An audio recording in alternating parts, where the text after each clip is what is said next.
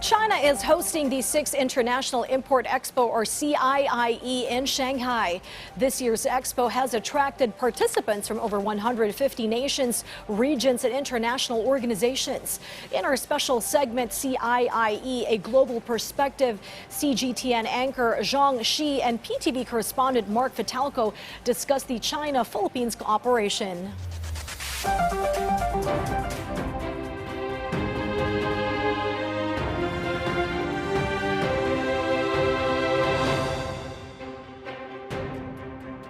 Hello and welcome to our special segment, CIIE, A Global Perspective. We're coming to you from our studio on the Bund in Shanghai with that beautiful and gorgeous skyline behind us. I'm Zhong Shi. I am Mark Vitalco from PTV Philippines People's Television Network. The expo has attracted over 150 countries, regions, and international organizations, and the Philippines is one of them. Mark, welcome to our studio today. Thank you. Let's talk about the Philippine products at the CIIE this time. I mean, fresh puyat durian will actually make its debut at the 6th CIIE. Talk to us about your habit of eating durian. Are you a fan of durian at all? I am a fan of durian. You know, every time I go to the province, especially in Mindanao area, I make sure that I will really have a chance to have a taste of durian. And as what you have mentioned, puyat durian just had a debut at the China International Import Expo, and I just came from the exhibition area in our Philippine pavilion, and I had a chance to taste puyat durian once again. I mean, the Philippines has got itself quite some competitors here on the Chinese market. We're talking about durians from Thailand, Malaysia that are doing extremely well here in China. Talk to us about what is special about the Philippine durian. What's special about puyat durian is that it's sweet, but not very sweet, and it's also creamy. It's like an ice cream bar, actually. So many durian lovers say that our puyat durian is the best and one of the most delicious among other varieties in the Philippines and also in the world. Now let's take a look at how Philippine durian made its way into the Chinese market. Despite its thorn-covered husk or shell and pungent smell, durian, also known as the king of fruits, has gained increasing popularity among consumers because of its creamy texture and custard flavor. In Davao, in the southern part of the Philippines, durian farmers have been working double time in harvesting this tropical fruit. This, as the Philippines continues to export durian to China, the third largest consumer of durian across the world. According to Emmanuel Belvis, the president of Durian Industry Association of Davao City, they are making sure that their durian are of good quality. We follow the good agricultural practice. We follow good nutrient management in our farm. Every year we do soil testing and we do nutrient evaluation in our trees. The first batch of Philippine durian entered the Chinese market in April, which was made possible after Philippine President Ferdinand R. Marcos Jr. paid a state visit to Beijing in January this year. This new milestone yielded positive results as the trade deal has so far generated $150 million in revenue. But more importantly, it also has provided aid to our local farmers. Lumaki na po yung kita namin, saka lumaki din ang sahod namin. So masaya po kami lahat, lalo na ang pamilya ko. The Philippines is only the third country to export durians to China after Thailand and Vietnam. According to Philippine Ambassador to China Jaime Flor Cruz, the Philippines' homegrown durian variety has been somewhat of a hit with Chinese consumers who've warmed up to its distinct and nuanced flavor. With a huge Chinese market and increasing demand, the ambassador said the challenge now for the Philippines is to keep the high quality of durians and sustain supply by increased production. And as long as we can continue that, keep up the quality, make it easier for our exporters to come into China, then I think it's good for our producers, our farmers in the Philippines. It's good for Philippine revenue as well. Now that the China International Import Expo is underway, hopes are high not just for the Philippine durian, but also for other agricultural products. Last year, according to the Philippine Trade and Industry Department, the Philippines generated a record high $655 million in sales. With the booming durian industry, the Philippines aims to up the production target to $700 million this year. Mark Vitalco from PTV for CGTN.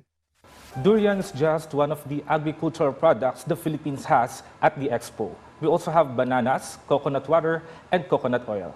And yes, these are some of the products China has been importing from the Philippines.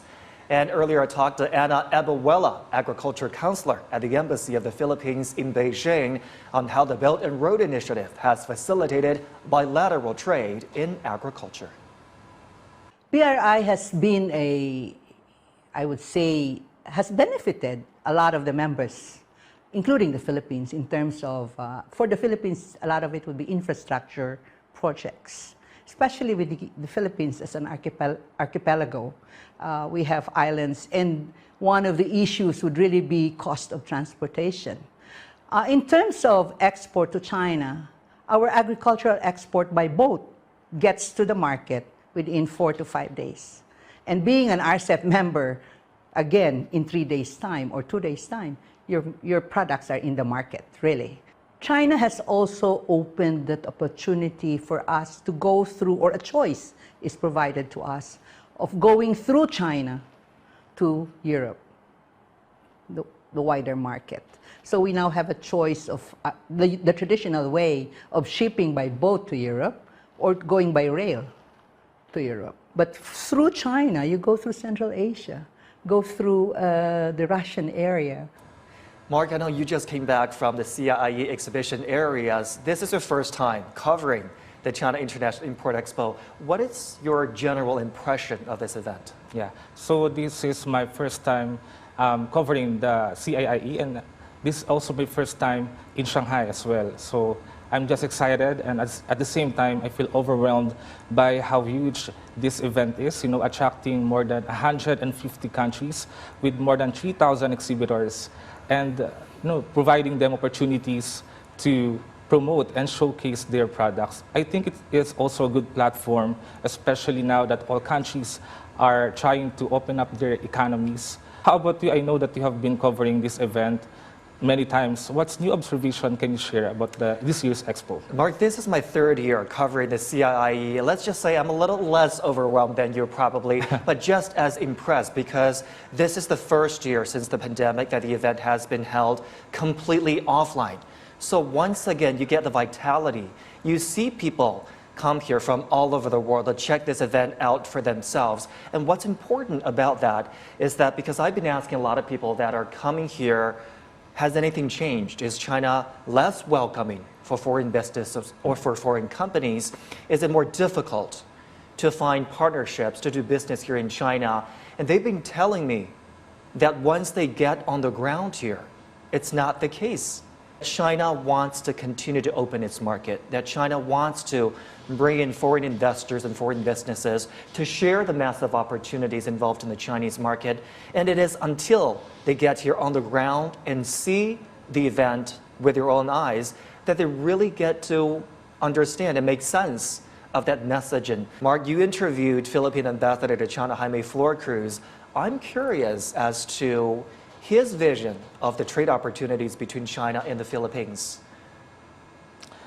Philippine Ambassador to China, Jaime Florcruz, is very optimistic on what's in store of the cooperation between the Philippines and China, especially or particularly in the area of trade relations, especially now that the Philippines has officially joined the RCEP, or the Regional Comprehensive Economic Partnership.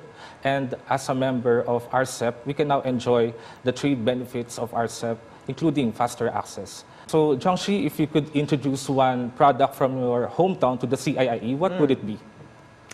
I wouldn't call it a product, but it's certainly been dazzling visitors at the CIIE already. I'm originally from the Chinese province of Sichuan.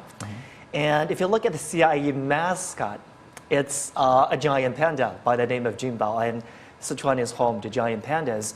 What's special about that, Mark, is that it's the cultural ambassador and cultural symbol for the CIIE. Not everyone knows this, but the CIIE is not just meant to be a platform to showcase products and technologies. It's also been designed as an opportunity, a bridge to foster people-to-people exchanges and people-to-people links here. And I think this is something unique about the CIIE. You come here to check out products and technologies, of course, but you also come to feel the pulse, if you will, of what other people care about, why they come to the CIIE, what they're looking for in terms of advancing the interests of their companies, of their countries. And I think that's one of the great things the CIIE has to offer. And that's it for our special segment on the China International Import Expo. Stay tuned for more news on PTV.